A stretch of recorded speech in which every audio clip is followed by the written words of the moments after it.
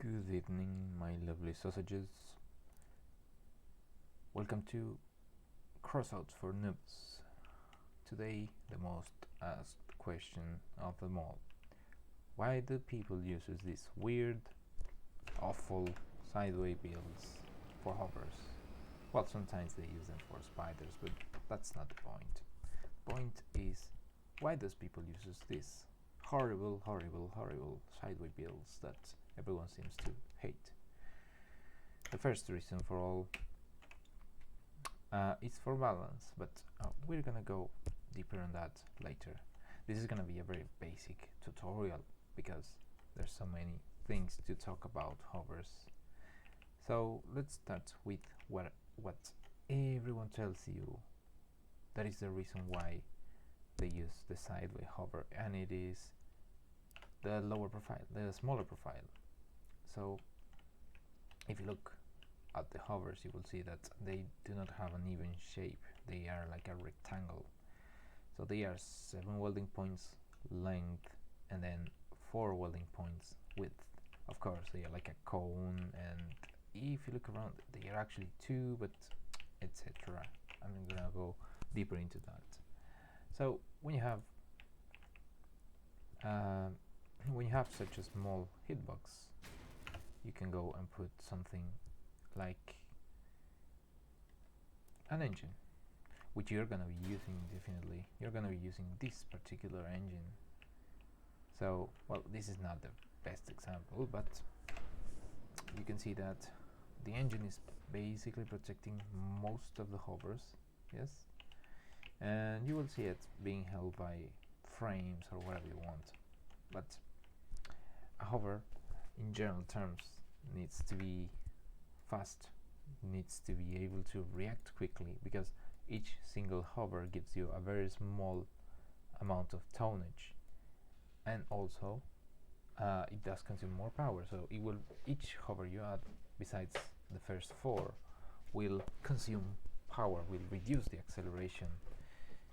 It's counterintuitive, because right, if it was, you know, jets, it should add speed, but this is not a game of reality, right? So this build, for example, has 7 hovers. It is tolerable. So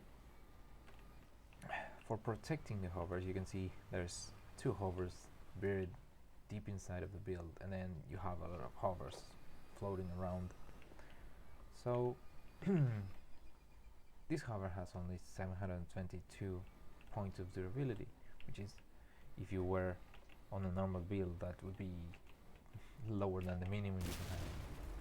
Because if you go too heavy on hover, you won't be able to drive around. You won't be able to do this. You won't be able to dodge shots, and you will absorb those shots into yourself and die. So generally, hovers are used with limited turn angle, with precision guns, and that kind of stuff. I don't know how do they use them in console. I don't even know if they are capable of doing the same sideway thing. But for today, we're going to talk about what I see on PC gaming. So that's the first reason. So a smaller profile makes it easier to armor. If it is easier to armor, for example, with an engine and then a couple of bumpers on top of that engine, so this, the puncher or the buggy bumper, that you have 2 of each, and they are 4x3, and then the puncher is, I think it's also 4x3. No, it's 4x4, so it's a little bit bigger, but it's like a triangle. You can protect them very well, at least the center 2. The other ones are gonna be redundant. You only need 4 to fly. If you lose one of them, you're gonna be tilting, so you don't want to lose one of your main 4 hovers. So that's the reason everyone's gonna tell you instantly, yeah, this is the only reason why. Now there's a deeper reason why people uses them, and let's make it illustrated quickly. So let's put this, and then a train plow, right? The train plow is nearly 1 ton, so you put it there, right? Like a little hut, yeah. So you go with your little hut, and whoa,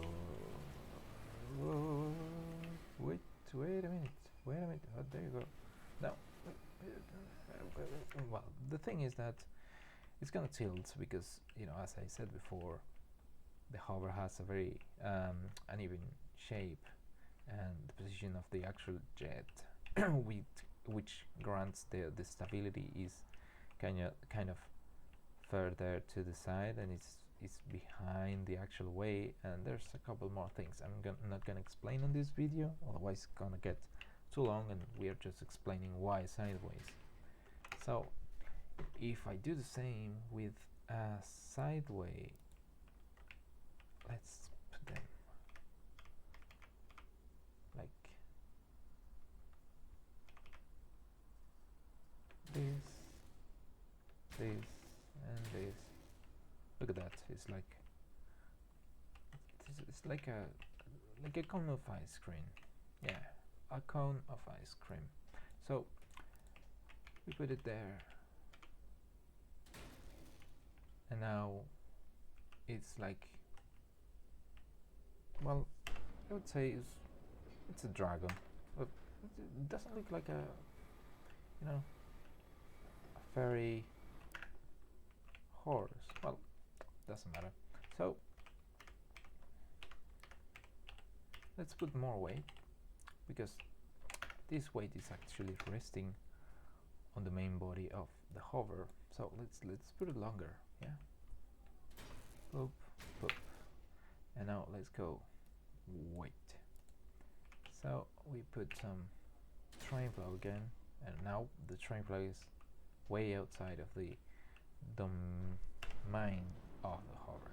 It is tilting just a little bit, and it is higher, so it is exercising some kind of leverage. Ooh. So if I try to turn around, it destabilizes the hover, but nowhere near to what it was doing. Ah, look at that. And it stabilizes itself again.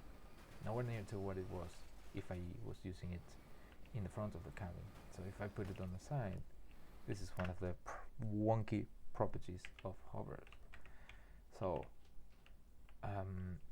so you can make really interesting builds taking this in consideration. And this is the most important feature of hovers. That's why you can see that the last hover on this build is right here. The jet is over here, but everything else goes far beyond the domain of hovers. So you can see that also in the classic cricket hover. You can look at this. The jet is over here, and the rest of the build, I would say 60% of the build is outside of the domain of the jets. So, and you can drive it properly. Everything alright. So what's the thing? Well, I have some theories about this, but it's nothing confirmed. I will explain something else later on if you want to.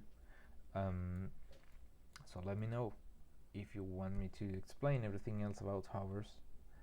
We could make some in-depth line of videos. This is Crossout for noobs, so this is just the basic stuff. So that's it. If you have anything to add, or if you want me to go deeper, just let me know in the comments, and good luck in the wasteland. Peace.